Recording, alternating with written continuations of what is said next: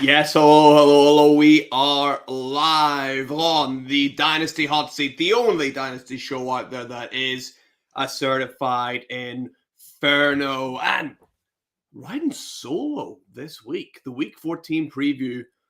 No guest today, no Paul today to give us his shitty takes. No one wants to hear it. No one wants to hear anyway. Love you, Paul. We're going to get right into it. Get loads of fan questions in, please. Today we need some interaction with the audience. Let's try and get some back and forth here. But without further ado, let's get into it. The Week 14 preview. Let's go.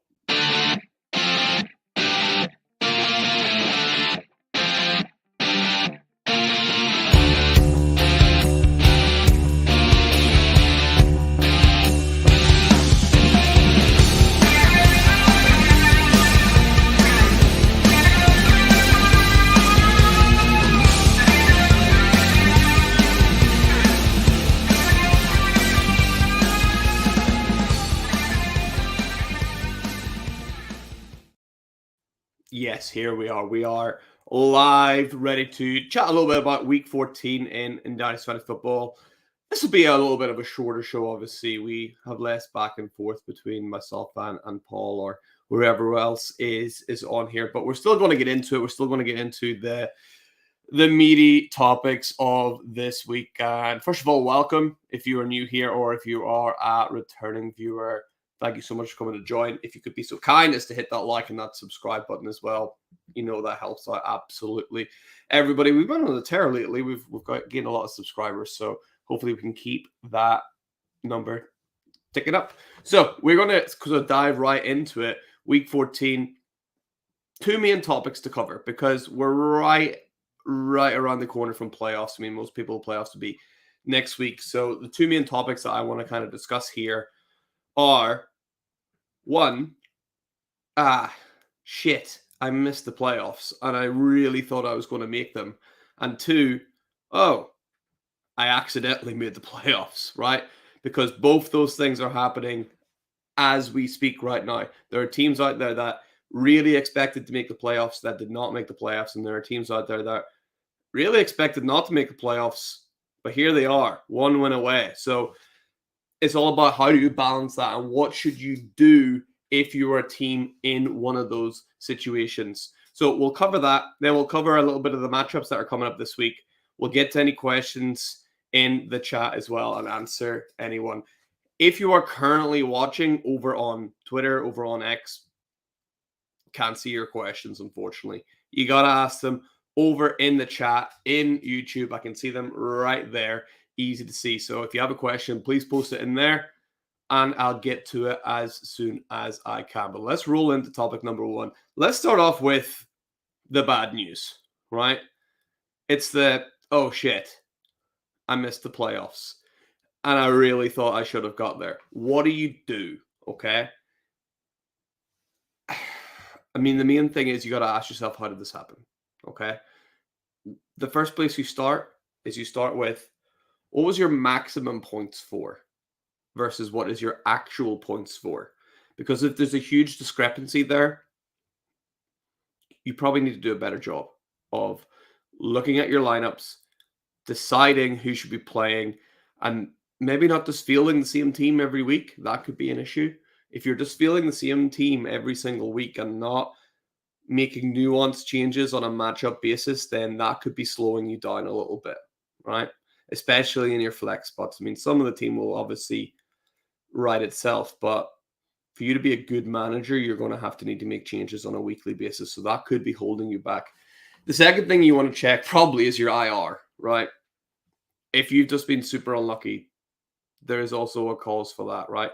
If you can see that your max points for and your actual amount of points for is similar or it's not too far out, you might think, maybe I've just been unlucky. Have a check of your IR, see who's on there. It could be that you'll just reload and go again next year. But if you're noticing that your max points for is way below everyone else's, and let's say you finish 7th or 8th in your league, and that's about right for your max points for, then what I would do personally is maybe reconsider your process of deciding, is my team ready to contend or not? Because if your team has been that bad this year, then you probably should never have been thinking that you're ready to contend in the first place. So really have a good look at it and decide, maybe I was thinking best case scenario for every single player here, which is never a good idea because it's not a realistic outlook for your team. You can't just expect everybody to smash all of the time. And you can't expect that the draft picks you've used either in your startup or either with your rookie drafts that have come in, you can't expect them all to hit. So try and find some middle ground whenever you're assessing, are you ready to contend or not? Try and think, right, what's best case scenario? What's worst case scenario? What's the most likely scenario? Probably somewhere in the middle, right? So you might want to reevaluate how you're thinking about these players. So that's really what you need to do first before you make any moves, before you make any changes. You need to establish, were you lucky or were you unlucky? Or do you need to really change how you think? If you were unlucky, I think you just reload. I think you just go again next year. More than likely, you're not going to have 5 or 6 players that are just going to be dropping off and unable to go again next year. So you should have a shot. If it is the second option and your team is actually a lot worse than you think after looking at the max points for, after looking at all of these players that you have, you might want to consider selling off some key pieces of this team and beginning a rebuild, because the last thing you want is to be stuck in the middle, apart from being stuck in the middle until your team is old, and then you're really screwed because now you're rebuilding with no pieces. So really have an evaluation of your team. Look at the IR, look at the max points for. Were you lucky? Were you not? Yeah. Really assess it and see what your next steps should be going on. And moving on to the second part, the opposite there. Like going from, shit, I didn't make the playoffs to, oh, shit, I made the playoffs, right? These teams that you're not expecting to sneak in there, same process. Look at that points for, right? Were you lucky? Did you sneak in because of favorable matchups? Yeah. Are you the Atlanta Falcons, right? That just somehow are going to get in there, right? Really decide on that. Look at other teams below you. Have they scored more points than you? That is usually a bad sign for your team, or an indication that you probably have just got lucky, right? Look at the matchups that you've had. Have teams, or look at your points scored against. Apologies. Yeah, your points scored against. Have a look at that. Is it incredibly low compared to everyone else around you? That is an indication that you're just lucky, right? Because a lot of people will be thinking, oh, I've snuck into the playoffs. If your window for buying players is still open, our trade window is still open, a lot of people might be tempted to go, oh, I'm going to go out and spend this, and this. I'm in the playoffs. I got a chance to win. Hold your horses. Make sure you do have a chance, okay? Because you don't want to go, ending a rebuild or ending this process that you've had early just because you think, oh, I might win. I wouldn't advocate that. Look at those max points for. If you actually realize, no, actually, I've scored the most points in the league because I just drafted really, really well, and my rebuilding process has just been boosted because I picked up Tank Dell and I picked up Puka Nakua, and I had Nico Collins and he managed to hit, and I had player XYZ, and they've all managed to all come good all at once. And maybe I've got a little bit lucky and I've ended up with Josh Dobbs, or I picked people up of the waivers like Kyron Williams, right? And actually you're a bona fide contender, then yeah, 100% go out there, buy some people, try and bring all the people in to push you over the edge. But if you're not up at the top, please don't go and ruin your team, right? Don't kill a good thing, okay? You're almost there. Just because you make it in the playoffs, that does not mean you're all the way there. And here is a tedious thing you can do, but maybe the best thing you can do. Yeah. Every league has got 1 or 2 teams, usually, that are clearly the best team. Clearly. A tedious thing you could do, but it will help you gain a better mental picture in your head as to how ready you are to contend is certainly if you're playing on sleeper, go back, have a look all the way back to week one. What did your team score in week one? What did those two teams score? Who would have won? Look at it. Whoever it was, give him a tick, give him a mark. Tick if you win, X if you don't. Go all the way through 13 weeks. How many times did you win? Yeah. If it's 50-50, roll the dice. Why not? Make your team better. Go for it. Live a little. If you're winning 1, 2 times, think about your percentage chance there of winning. Think about what odds are against you. And even then, study those wins even closer. Were they in a bye-mageddon week? Was it horrendous for them? Really look into it, study it, and decide if you have a chance. I think that is the best way for you to see if you can win this year. Go back, look at it week by week. How many weeks would you have beat this one team or these two teams? Usually 1 or 2, right? How many weeks would you have beaten those teams in a weekly matchup? If the answer is not a lot or none at all, don't blow up this team and give away your draft picks and give away other assets for older veterans or whatever it is that you're buying win now pieces when you're just not ready to win now, right? Making the playoffs is good, but it's average, right? 50% of the teams in most leagues, you're going to make the playoffs. So just because you get in there, don't think that your team is ready to kill, because they're maybe not. So please look into it before you go blowing up and going out and spending picks on these older players that will just, if they don't get you over the line this year, they'll just kill your team long term. So please be very careful with that. Okay. And that brings us to the end of our topics for this week. We are going to get into the starts and the sits. We're going to look at some of these matchups that we have this week. We're going to talk about people I'll be looking for, some maybe sneaky starts, maybe sneaky sits, and going from there. And of course, we will get to any listener questions as well. Quick reminder, if you're watching currently over on X, over on Twitter, whatever the hell you want to call it, make sure you're asking those questions over on YouTube. Any start set questions, anything you got, fire them into the comment section and I'll try and get to them as soon as I can. But for now, we're going to pull up a couple of the fixtures. We're going to have a look at it. And my first bit of advice, we've mentioned this on the show a couple of times, but good friend of the show, Matt Thornton, Matt FF Dynasty, on Twitter. Key information, ladies and gentlemen. Key information. Okay. Every single week releases the weather report. Yeah. Man, it is just must read. So even for today, it's not meant to be too bad. It's a little gusty. Before the weekend, immediately I'm seeing one game that really, really stands out.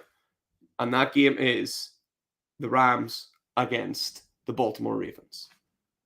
That is an avoid game. Now, generally, you want to avoid the Baltimore pass catchers as much as you can, but we are predicted to see heavy rainfall. We are predicted to see 35 miles per hour gusts during that game. So I'm staying well away of those Ravens wide receivers. Hopefully, you have better options to flex out to than Isaiah Flowers, than God forbid, Odell Beckham Jr. if you have him. Hopefully you can replace those guys in there. Now, the real tricky part comes with the other side of the coin there. So what the hell do you do with those Rams wide receivers, right? Puka might be injured. I'm not 100% sure on that.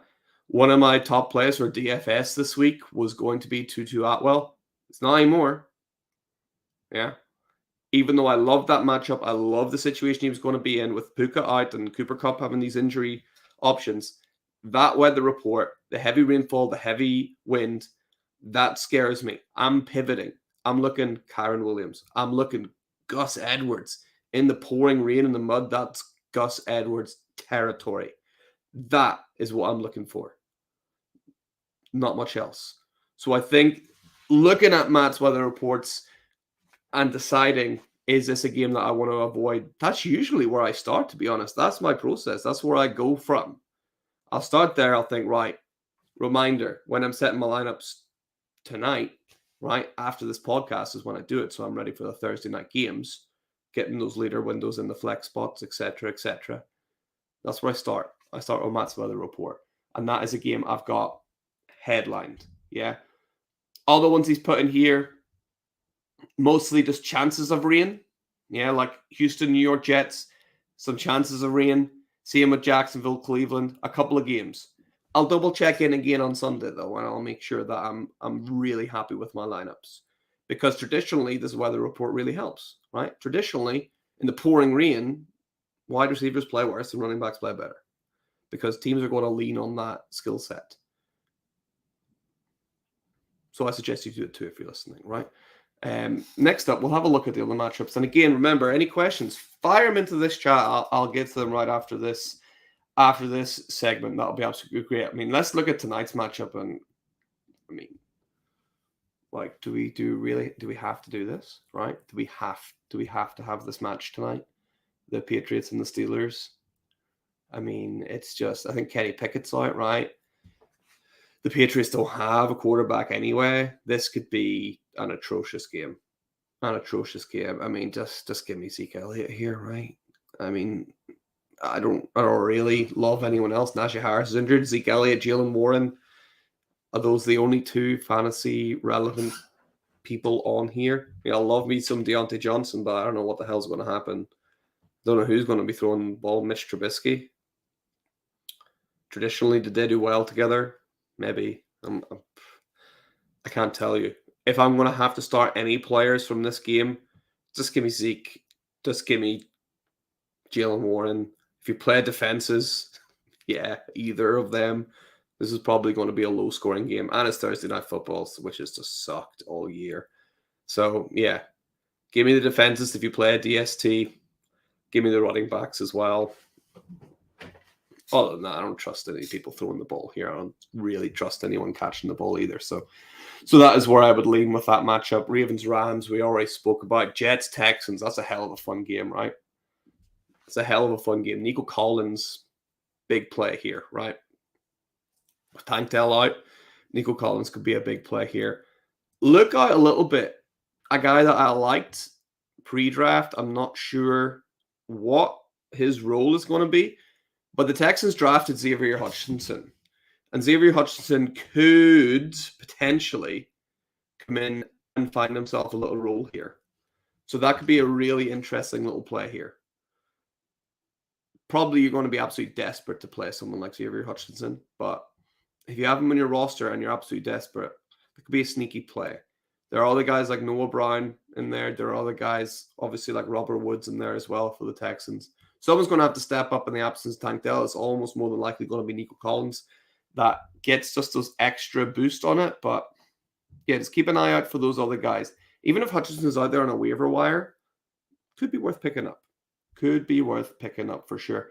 On the Jets side of the ball, I mean, they don't have anyone to throw it. They don't have anyone who even wants to throw the ball. So, man, I don't know. If I don't have a lot of Garrett Wilson shares, but I can only imagine I'd be pulling my hair out if I did. Because that guy is so talented and just has no one to throw on the ball. He's almost too good not to start every week, but then how can you start him every week? It must be absolutely infuriating. Give me Breece Hall in this matchup. Give me Nico Collins in this matchup. Those are the two players that I'm looking for. Those are the two guys that I'm looking for here. I think they can make the most difference for your fantasy teams for sure. Saints Panthers, I mean, that's another shit show, right? That's another shit show. These teams both just... I mean, the Panthers are an absolute joke. They have got absolutely no incentive to lose, and yet they keep doing it. Really, really bad. At least other teams, whenever they're the number one pick, you could say they had an incentive to do it. Maybe they were tanking for it. This Panthers team has zero incentive to do it. They don't have their first round pick. Genuinely one of the worst teams ever in the last 10 years. Like, has to be. Everyone talks about how bad the standard of football is right now. The Panthers are the worst team in that standard. They're terrible. They're terrible. Bryce Young has had a nightmare for a season. Adam Thielen's had his spots here and there. So, I mean, if you're desperate, I suppose you could stick in your Adam Thielens because they're going to be playing from behind. But I don't know. I'm not putting in any of the run. I know people like Chuba Hubbard. I don't trust Chuba Hubbard at all. I don't think he would start for literally any other team. He'd be a second best back there. I don't think he starts anywhere else. On the Saints side of the ball, Jameis Winston's playing. Give me Chris. Why not? Give me Chris Olave, right? If anyone's going to benefit from Jameis Winston, it's people like Chris Olave. I don't know if Raheed Shaheed is fully healthy, but he's the kind of guy that Jameis Winston might really like. So go double check on Rashid Shaheed because you know Jameis is going to uncork it and just throw it down the field. And that's where Raheed Shaheed lives and eats. So keep an eye out for him if he is healthy. If not, that'll be Chris Olave, right? Remember last year when Olave came out, the memes was like, Olave's down there somewhere. Just a big picture of Jameis out there. So, yeah, look out for Olave in that matchup. If Raheed Shaheed is fit, look out for him as well. Moving on, we got the Bengals and the Colts. Hey, people are on this Jake Browning train. Ladies and gentlemen, it's a trap, right? That's a trap. Like, there's no long-term, like, viable starting position for Jake Browning for the if you're starting him and trusting him to get you into the playoffs, it's not going to end well. I don't think so anyway. Like he did well. It was a nice story, but I mean he's not even close to being as good as the quarterback on the other team, and that's Gardner Minshew. Like, yeah. So please don't go out there and start Jake Browning. That would be an avoid for me, if possible, right? Try not to do that. Minshew, I think, is a safe enough bet here. Like he'll do just fine, probably. Other players on here, I mean, you can't not start most of these Bengals, like players like Jamar Chase. T. Higgins has been incredibly frustrating to own. So I've got no problems with you dropping him if you should need to. On the Colts side, or on the Colts side of the ball, Michael Pittman Jr. been an absolute smash for the last couple of weeks, and I think continues to be. He looked great. Really pleased to have him in any kind of lineup. Same with the running backs here. With Zach Moss, I think he's going to do quite well. A bit of a bounce back week for him. After everyone was expecting a little bit more from him, I think Zach Moss is going to bounce back really, really well in this matchup. I can see some questions flying in. Thank you very much, people asking the questions. I will get to them after I've just broken down the rest of these matchups. But yeah, fire them into the chat on YouTube, please. If you're watching over on X, I can't see them, so make sure you're firing them over on YouTube. Thank you very much. Next up, we got the Falcons and the Buccaneers. I mean, Mike Evans, easy, right? You got to start Mike Evans. Chris Godwin, probably as well, right? Hard player to drop. You got to go for him. Baker, man, I trust Baker. I've got Baker in a few teams. He's been sitting comfortably in my lineup. No real problem starting him, like in that super flex position. Baker's been a good player this year for your fantasy teams. On the Falcons side of the ball, this is interesting, right? What do you do here? I mean, Bijan, he was hot for a few weeks. Running back, what was it? Running back 20 last week? I'm not sure. It was the right then. And now going up against Tampa Bay, who you do not want to run on that Tampa Bay team. That is one thing that they're good at, and they're so beaten up in the secondary and everywhere else that it would almost be foolish to run at them. So you can almost guarantee that's what Arthur Smith's going to do, right? That's probably his number one game plan. The guy that shaves his mustache off at the for November, right? This is going to be his plan. He's going to be hipster all about it. So, expect Bijan bruising carries through the middle here because Arthur Smith's a goddamn idiot. So who knows what to expect, but you can't drop Bijan, right? But be cautious about it, right? If you have the luxury to be able to drop him, I would be very, very cautious about this. In terms of other players on the Falcons, I mean, this could be a Drake London game. I've been waiting a while for a Drake London game, but this could be it. The Falcons, should throw on them. They really, really should. So look out for Drake. Look, this could be whisper this. This could be a Cal Pitts game. Could be. Could be a Cal Pitts game. Who knows? Who knows? Moving forward, let's see if we could just go through the rest of the games here. Pick one player on each side that we think it's just me, that I think could be very fantasy relevant. I mean, on the Browns side here, you got to go Jerome Ford. Jerome Ford's been playing really, really well. The receivers, it's hard to trust Joe Flacco. Elijah Moore, I suppose we'll throw him in as well because Joe Flacco loves targeting Elijah Moore. So I'll go for those two for the Browns. No one in particular I'd be wanting to avoid other than the usual suspects that you might imagine. On the Jags side, Trevor Lawrence, he's been practicing. I mean, what a disaster last week without having the car and all of that. I mean, what the hell are we even doing there? So, Trevor Lawrence, I think you can probably trust him, right? Probably trust him. A sneaky play that people might be afraid of is someone like an ETN. That Browns line hasn't been up to too much. I think Myles Garrett is slightly hurt, so it hasn't been up to too much the last couple of games. So I wouldn't feel too hesitant about putting an ETN in your lineups. He's been doing really well all season, so I would just continue to trust him. Parker Washington's a real interesting guy, right? A guy I really liked last year actually coming out. I mean, a couple of times on the hot seat, if you're a long-time listener, I asked a lot of guests, what about Parker Washington? What about Parker Washington? Not a whole lot of love for him, and you can see why. He's not done a lot until last week. Don't know if I'd fully trust to start him, though. I think I'd be pretty desperate if I'm needing to start Parker Washington. Calvin Ridley's a real interesting one, a guy that's been up and down. He's weirdly only done well whenever like Zay Jones is there and Christian Kirk is there and he's there. That's generally when he's done well, whenever teams can't, I suppose, plan for Ridley as much or can't double team Ridley. He's really had success whenever teams are focusing on other players. So I'll be where I'm looking. I'll be looking to see what Ridley does in this game because he's the most talented receiver they have, but he tends to disappear whenever he's got too much of a spotlight on him. So I think that'll be real interesting for the Jags there. Bears, Lions, man, give me Jahmyr Gibbs all day here. That's going to be a hell of a lot of fun. Montgomery will be safe, but this could be a big Jahmyr Gibbs game. Looking forward to seeing what Justin Fields can do. Obviously, he'll lose the game because he's Justin Fields and he doesn't know how to win any games, but he might be good for your fantasy team. Who knows, right? 49ers, Seahawks. Don't expect much out of the Seahawks here, especially in the run game. Don't really see what they're going to be able to do, especially with the running back so banged up. In the pass game, the 49ers can get passed on. DK Metcalf could be an interesting play here. Man, I keep waiting for this JSN breakout. He's done so well, but they're just not throwing the ball enough. I mean, maybe they'll do it against the 49ers, but who knows?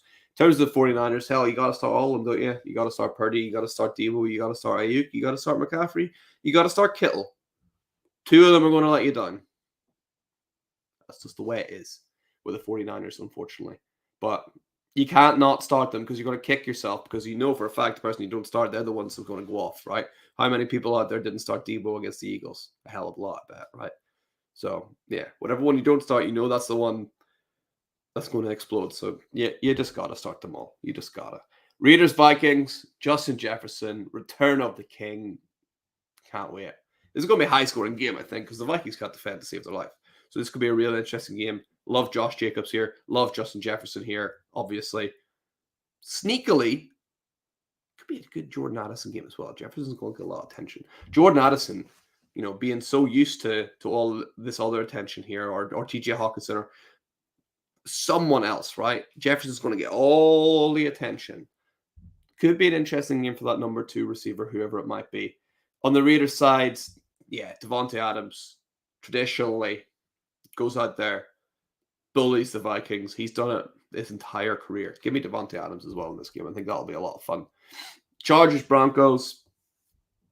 Man, fuck this Chargers team. Fuck them. Honestly. They suck so bad. Brad Staley is a joke. Justin Herbert, sitting right behind me here. He's got a losing record. Losing record. How bad do you have to be to get someone that good a losing record? It's an absolute travesty. Austin Eckler, I think he's playing hurt. There's no way that guy, like, he's played this year and looked awesome.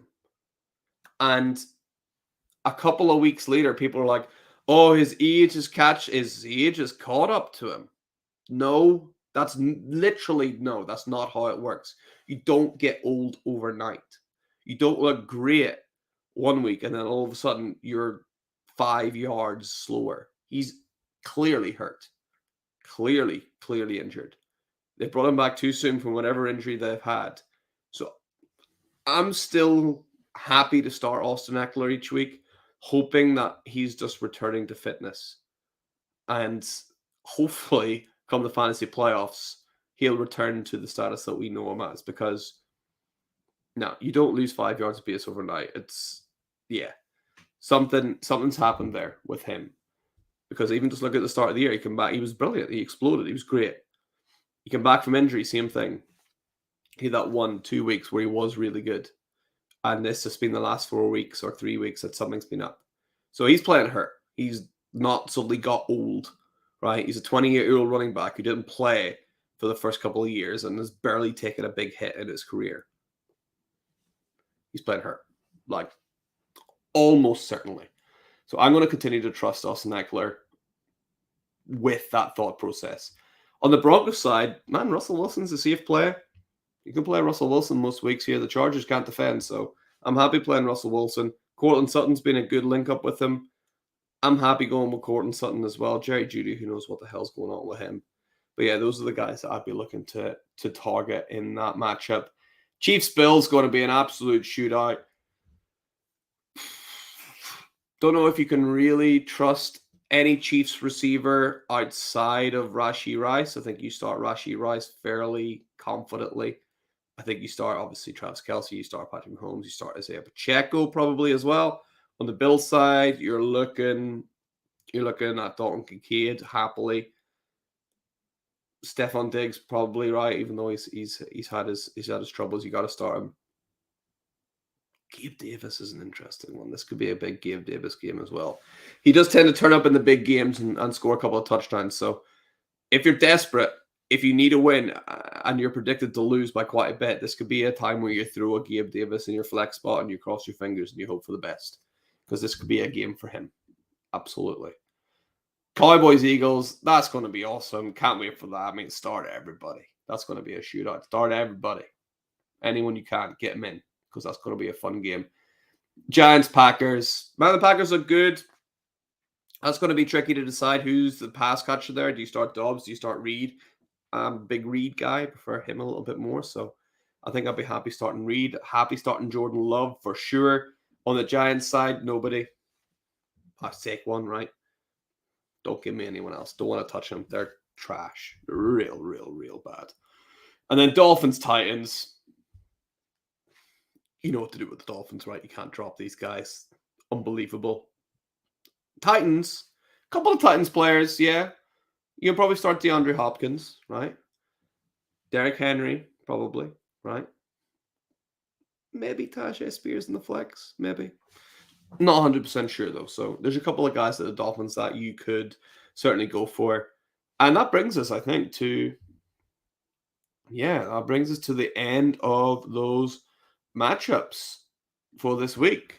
So yeah, lots of players that you can trust, lots of players that you maybe want to be cautious a little bit about there. So let's see if we can go fire into some of the questions. Remember, if you do have a question, put it into the chat on YouTube.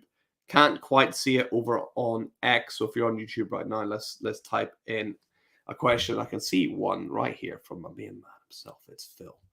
Phil, of course. Regular up here on the Dynasty Hotseat in the questions, which is great. And of course, member of the Fantasy Wildcard crew. So Phil asks, temperature check on Justin Fields. Murky situation regarding the picks the Bears hold, correct? Is he a buy low? He's likely to land a starting gig elsewhere. Yeah, I think he will. He'll end up somewhere else. I think with the Bears having the Panthers pick, it seems unlikely that they're going to release that number one. I mean, they're literally trying their best, right? And Actually, let's have a look. I don't know what the Panthers. I don't know who the Panthers have still got to play. Uh, my UK search engine, obviously. Nottingham Panthers Hockey Club, is it? I don't know what are they? that is not what I'm looking for at all.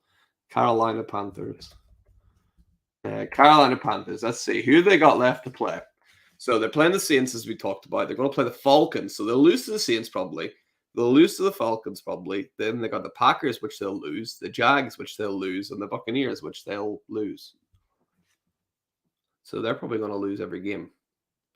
So it looks odds on that the Bears will have the number 1 pick, and the Bears will take Caleb Williams, right? Unless no, you can't not take Caleb Williams. Like, I know there's been talk of them having a big trade and getting another haul for them. I mean, how well did that work out for them this year? The Bears got a big haul for the number 1 pick. They're still shit. Why would they do it again? Like, they obviously can't draft that well either. So maybe you just go and take a surer thing like Caleb Williams, and you still get a haul, but you get the haul for Justin Fields, and there are plenty of teams out there that could use a player like Justin Fields. So let's have a little look. Even if we just pull up the teams, like all 32 teams, who could use Justin Fields like right now? Starting with if we start with the NFC, the Falcons, they stand out, right? They could use Justin Fields. The Panthers, wouldn't that be funny? If the Panthers traded for Justin Fields, obviously not going to happen. Anyone else stand out for Justin Fields? I mean, the Rams need to turn the page, right? The Rams can't stick with Stafford forever, so they could use Justin Fields. The Vikings could use Justin Fields. The Saints could use Justin Fields. The Giants could use Justin Fields. The Commanders, they're definitely wanting a new quarterback. The Bucks, right? Looking at the other side, looking at the AFC. The Steelers. I mean, the Patriots, could you imagine? Jesus. Could you imagine him on the Patriots? What disaster that would be. The Raiders need a quarterback. Yeah. Well, that's about it. AFC, much better. My goodness, AFC way better for quarterback. But yeah, there are tons of teams out there, mostly in the NFC, that need a quarterback. Atlanta seems right, doesn't it, Phil? Atlanta seems right. Is he a buy low? Yeah, I don't know how low you can buy him. You're probably still having to pay a 2 first plus for Justin Fields. Definitely having to play a 2 first plus for Justin Fields, I would say. I just have, as good as he is for fantasy, I just have a hard time paying so much for a player who took a team in the Bears, who I think when they drafted Fields, they made the playoffs. Did they? Did they make the playoffs that year? And he's done nothing but lose. And now back-to-back first picks, even though one wasn't their fault, but he's done nothing but lose. He'd have to really turn it around. Really turn it around. Yeah, the Raiders, that'd be fun, wouldn't it? The Raiders, that'd be a hell of a lot of fun to see Justin Fields on there. I think so. So yeah, I'm willing to give him another chance, but am I willing to pay 2 firsts for Justin Fields? Maybe too late first. Have I got too late first this year?